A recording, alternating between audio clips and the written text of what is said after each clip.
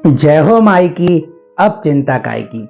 समस्त नर्मदा भक्तों को मेरा नर्मदे हर जीवन भर स्वागत है आपका हमारे अमृत रस में, जिसमें माँ की कथा और मानव की व्यथा चलती रहेगी सदा। आप सुन रहे हैं माँ नर्मदा का महात्म्य। मैं आपको बता रहा था लुंकेश्वर तीर्थ के बारे में। ऋषि मार्कंड ने धर्मराज युधिष्ठिर से क्या कहा।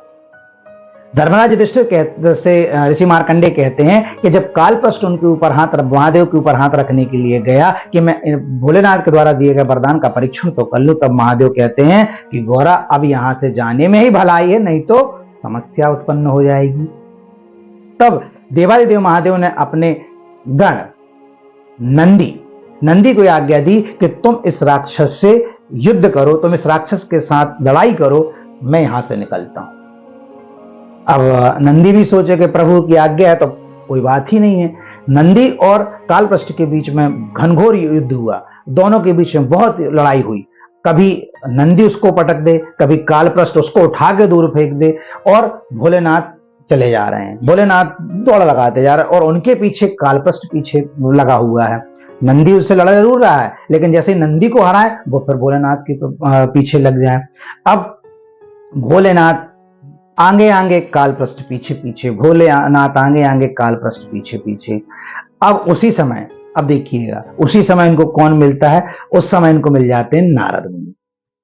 अब नारद मुनि की तो बड़ी, लेकिन नारद मुनि एक ऐसे हैं जहां पर जिनको कहीं भी जाने से कोई रोक टोक नहीं है, कुछ भी बोलने से रोक टोक नहीं है, और संपूर्ण वेदों के ज्ञाता है।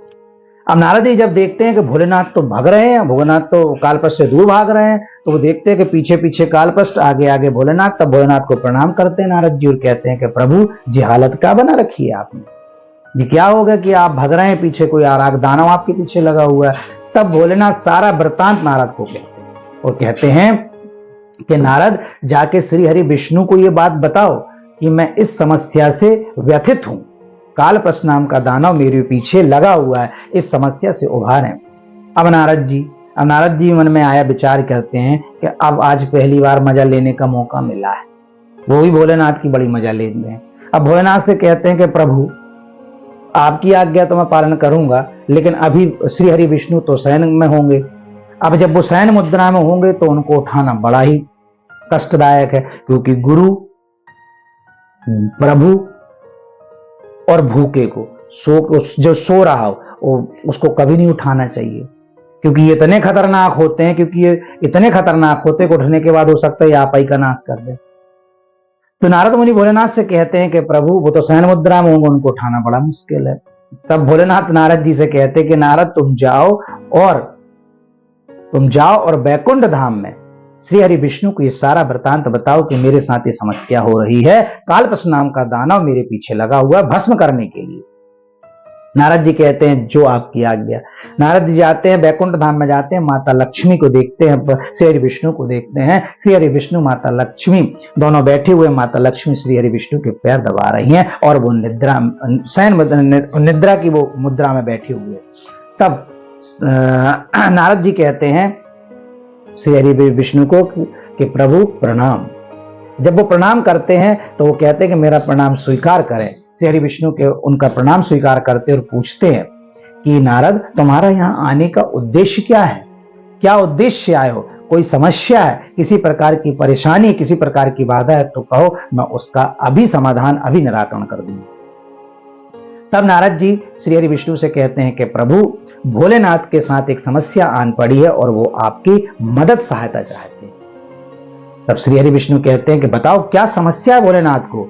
अब वो तो आपको मैंने अपने पूर्व वीडियो में ये बताया है कि श्री हरि विष्णु के हृदय में भोलेनाथ का ही वास है और भोलेनाथ के हृदय में श्री हरि विष्णु का वास है। श्री हरि विष्णु नारद जी से कहते हैं कि नारद, बताओ कि भोलेनाथ को क्या समस्या हो गई है, क्या उनको सहायता चाहिए, और कौन है जो यम जाना चाहता है, जिसने भोलेनाथ के साथ ऐसा किया है, कौन है ऐसा? सारा वृतांत नारद जी श्री हरि विष्णु को बताते हैं और विष्णु जी सुनकर सीधे शिव जी के सामने प्रकट हो जाते हैं। जैसे ही शिव जी ने श्री हरि विष्णु को देखा तो दोनों आपस में गले लग गए और बहुत ही मार्मिक और बहुत ही घोर, बहुत ही भावुक सा चित्रण सामने आया।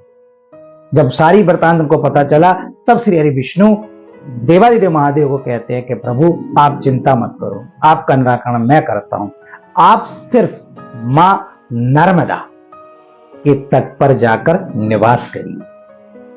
अब चूंकि देवादिदेव महादेव यहां वहां लुकते हुए जा रहे थे, कभी यहां लुक रहे थे, कभी किसी दूसरे स्थान पर छिप रहे थे, तो लुका छिपी कर रहे थे। अब तब श्री हरि विष्णु देवादिदेव महादेव से कहते हैं कि आप ये लुका छिपी ना करके मां नर्मदा के तट पर जाकर निवास करें। सारे देवी देवता भी वहीं पर आ जाते हैं और भोलेनाथ मां नर्मदा के तट पर आ जाते हैं। उसके बाद श्री हरि विष्णु एक अपनी माया से एक बहुत अच्छी वाटिका का निर्माण करते हैं। अब उस वाटिका में का निर्माण क्यों हुआ, उस वाटिका को मैं कैसे कालपृष्ठ को बुलाया और कैसे उसका अंत हुआ, इसको जानने के लिए आप मेरा आने वाला वीडियो देखिए। ऐसे ही मां नर्मदा के महात्म्य को जानने के लिए आप देखते रहिए मां रेवा अमृत रस, मां की महिमा विस्तार से। सभी नर्मदा भक्तों से मेरा निवेदन है कि मां नर्मदा के महात्म्य को गहराई से जानने के लिए आप मां रेवा अमृत रस चैनल को सब्सक्राइब करें। नर्मदे।